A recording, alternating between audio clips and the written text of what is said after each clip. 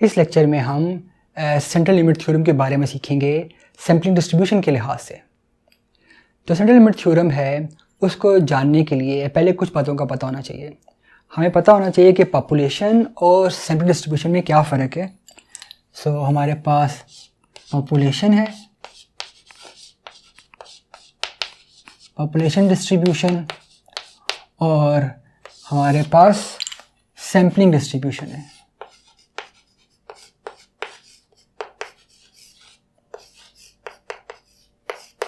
जो population distribution है इसके अंदर हम जो मीन के लिए हम म्यू का इस्तेमाल करते हैं, तो म्यू का सिंपल इस्तेमाल करते हैं मीन के लिए, और हम इसके स्टैंडर्ड डेविएशन के लिए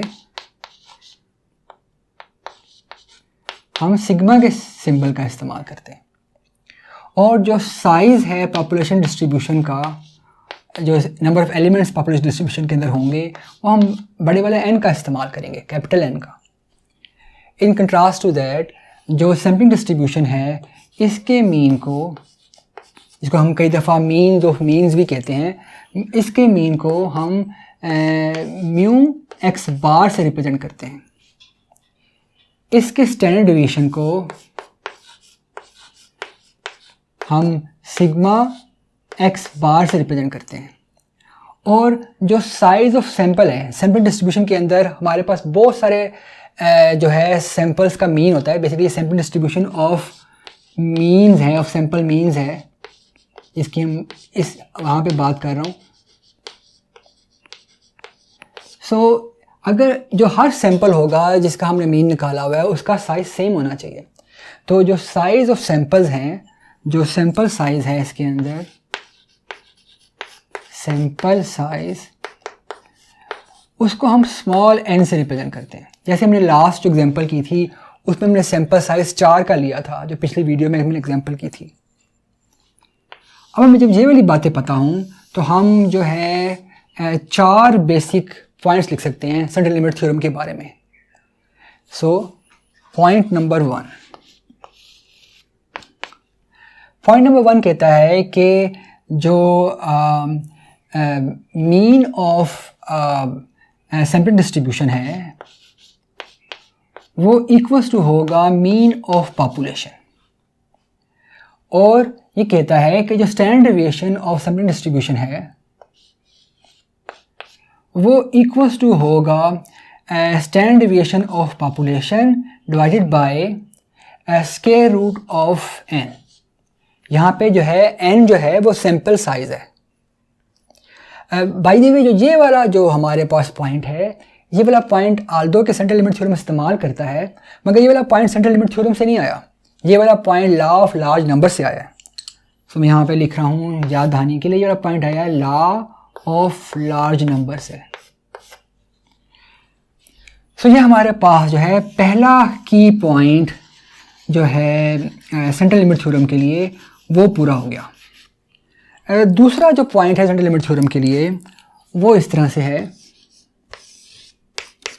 कि अगर जो हमारे पास पॉपुलेशन की डिस्ट्रीब्यूशन है वो नॉर्मल है, देन जो सैम्पलिंग डिस्ट्रीब्यूशन है वो भी नॉर्मल होगी। इफ़ जो पॉपुलेशन डिस्ट्रीब्यूशन है इज़ नॉर्मल, जो कोरस्पॉन्डिंग सैम्पलिंग डिस्ट्रीब्यूशन है, सैम्पलिंग डिस्ट्रीब्यूशन, ये सैम्पलिंग डिस्ट्रीब्यूशन जो है ये पॉपुलेशन में से सैंपल्स निकाल के बनी है ऑफ इक्वल साइजेस। तो ये सैम्पलिंग डिस्ट्रीब्यूशन जो है will also be normal.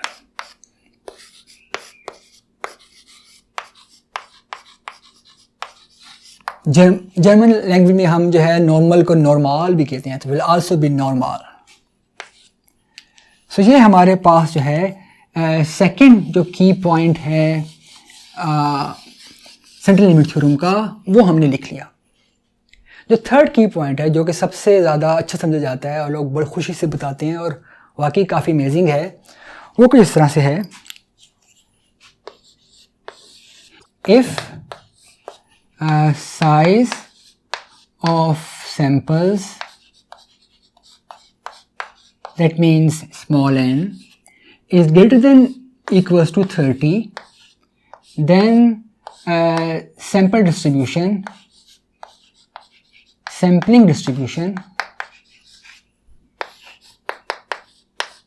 will also be normal. और जो ये वाला जो लास्ट पॉइंट है ये इसलिए अमेजिंग है कि इसके अंदर जो हमारी पॉपुलेशन डिस्ट्रीब्यूशन होगी वो नॉर्मल हो भी सकती है और नहीं भी हो सकती. सो अगर हो सकता है कि हमारी पॉपुलेशन डिस्ट्रीब्यूशन जो है वो बिल्कुल नॉर्मल के ऑपोजिट हो, बिल्कुल नॉर्मल से डिफरेंट हो, मगर अगर हमारा सैम्पल साइज़ जो है वो ग्रेटर देन 30 है या ग्रेटर देन इक्वल 30 है, देन सैम्पलिंग डिस्ट्रीब्यूशन जो है वो नॉर्मल निकलेगी. और जो फोर्थ पॉइंट है, बेसिकली फोर्थ पॉइंट जो है वो कोई नया पॉइंट नहीं है, वो बेसिकली इन तीन चीज़ों का इस्तेमाल ही कर रहा है. तो फोर्थ पॉइंट ये कह रहा है कि अगर मैंने जो है किसी सैम्पलिंग डिस्ट्रीब्यूशन को स्टैंडर्ड नॉर्मल में कन्वर्ट करना है जनरल नॉर्मल से, तो मैं ये वाला फार्मूला इस्तेमाल कर सकता हूँ, which is z is equals to x minus mu x bar divided by sigma x bar.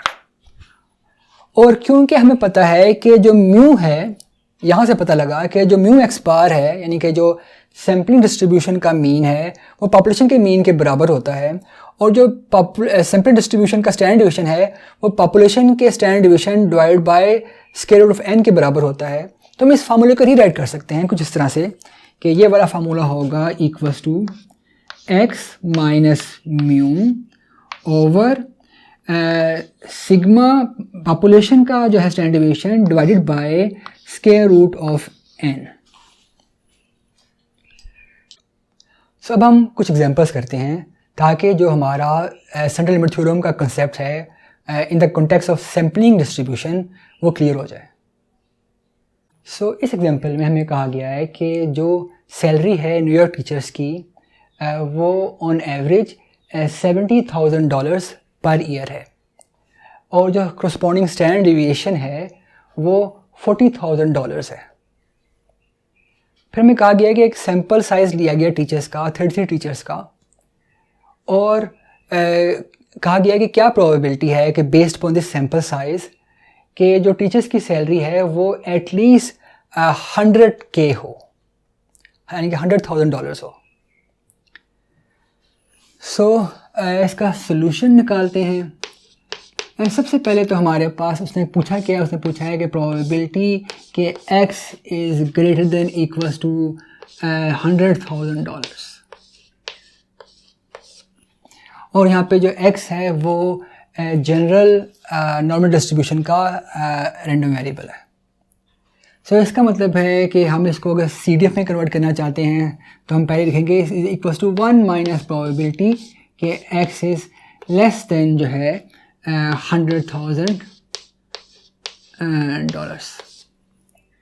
which is equals to 1 minus CDF of 100,000.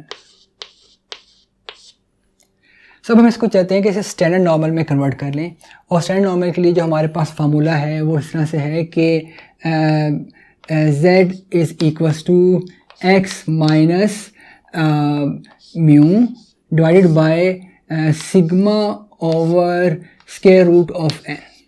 सो हमने ये वाला फार्मूला इस्तेमाल करना है. सो इस केस में हमारे पास आएगा कि जी प्रोबेबिलिटी कि x is greater than equals to $100,000. So this will be equals to 1 minus, अब हम जो है नॉर्मल को हम स्टैंडर्ड नॉर्मल फॉर्म में कन्वर्ट कर रहे हैं जनरल नॉर्मल को. सो हमारे पास आएगा फाई, यहाँ पर आएगा z x minus mu over sigma divide by square root of n, and हम वैल्यूज पुट करते हैं तो ये आएगा जी फाई. x की वैल्यू हमारे पास है 100,000 माइनस जो हमारे पास मीन है पॉपुलेशन का वो है 70,000, जो स्टैंडर्ड डिविएशन है हमारे पास वो है 40,000 और जो सैंपल का साइज़ है वो था 33। सो हम कहेंगे इसे डिवाइड करेंगे स्क्वायर रूट ऑफ 33 से। सो इसको सोल्व करते हैं। सो ये बनेगा 1 minus 5 30,000 divide by 40,000 times square root of 33। ये चीज़ें कैंसिल हो गई। सो ये इक्वल्स टू होगा 1 माइनस 5 3/4 टाइम्स 5.745। सो हमने ये करना है कि इसका आंसर निकालना है। So it will be equals to run out of the space. So this will be equals to probability of x greater than equals to 100k will be equals to 1 minus 5 और इसका answer बनता है 4.31। सो जब हम अपना standard normal का table देखेंगे for this value 4.31 हमें पता लगेगा कि स्टैंडर्ड नॉर्मल का टेबल जो है वो 3.99 पे आके ख़त्म हो जाता है और 3.99 की जो वैल्यू है वो है 0.99997 करके। सो इसका मतलब है कि क्योंकि उसके बाद जो है इतने नाइन्स आ जाते हैं कि हम अप्रॉक्सीमेटली जो है वो 1 के इक्वल बन जाता है। सो इसका आंसर जो है वो अप्रॉक्सीमेटली 1 के इक्वल आ रहा है। इसका मतलब है कि जो प्रोबेबिलिटी कि x जो ग्रेटर देन है वो 1000 के वो अप्रॉक्सीमेटली इक्वल्स टू होगा 1 माइनस 1 इक्वल्स टू 0। सो इसका ऑलमोस्ट कोई चांस नहीं है कि एक टीचर की सैलरी जो है वो 100k से जो है वो इक्वल हो या ज़्यादा हो। सो अब एक और सवाल करते हैं। जो सेकंड एग्जांपल है इसमें हमारे पास स्टूडेंट्स का वेट का जो मीन है वो 68 kg दिया गया है और जो स्टैंडर्ड डिविएशन है करस्पॉन्डिंग वो 10 kg है और हमें कहा गया है कि अगर सैंपल साइज़ हमने सेलेक्ट किया है खाली 12 स्टूडेंट्स का तो क्या प्रोबेबिलिटी है कि एक स्टूडेंट हम लें और उसका वेट एटलीस्ट 75 kg हो। तो इस एग्जांपल में ख़ास बात यह है कि सैंपल साइज़ खाली 12 स्टूडेंट्स का है और हमने कहा था कि सेंट्रल लिमिट थ्योरम तब अप्लाई हो सकता है कि जब हमारे पास सैंपल साइज़ एटलीस्ट 30 का हो या 30 से ज़्यादा का हो। यहाँ पे क्योंकि सैंपल साइज़ 12 का है तो क्या सेंट्रल लिमिट थ्योरम नहीं अप्लाई हो सकता? तो उसका जवाब ये है कि सेंट्रल लिमिट थ्योरम तब भी अप्लाई हो सकता है कि जब हमारे पास जो पॉपुलेशन है वो नॉर्मल हो। तो इस केस में यहाँ पे बताया गया है कि जो पॉपुलेशन है स्टूडेंट्स की वो नॉर्मल है क्योंकि जब नॉर्मल पॉपुलेशन होगी तो जो सैम्पलिंग डिस्ट्रीब्यूशन होगी वो भी नॉर्मल होगी।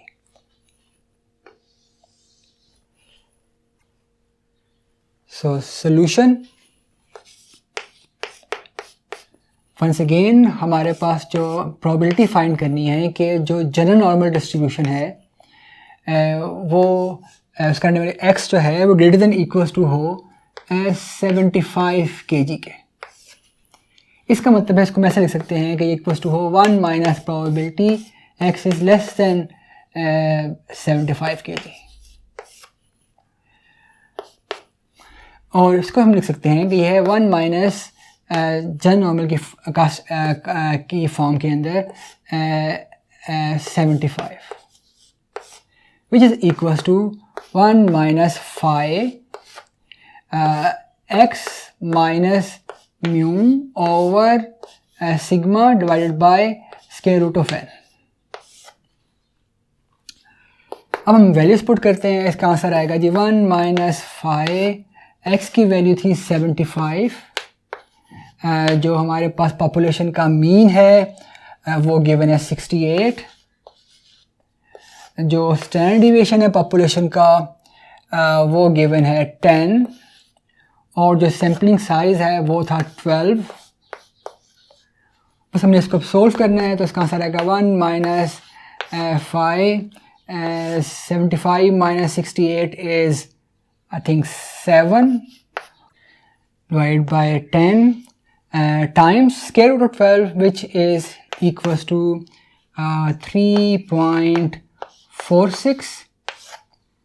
और जब हम इसको सॉल्व करेंगे तो हमारे पास इसका आंसर आएगा इक्वल्स टू 1 माइनस 5 और ये इक्वल्स टू आएगा 2.42 के इक्वल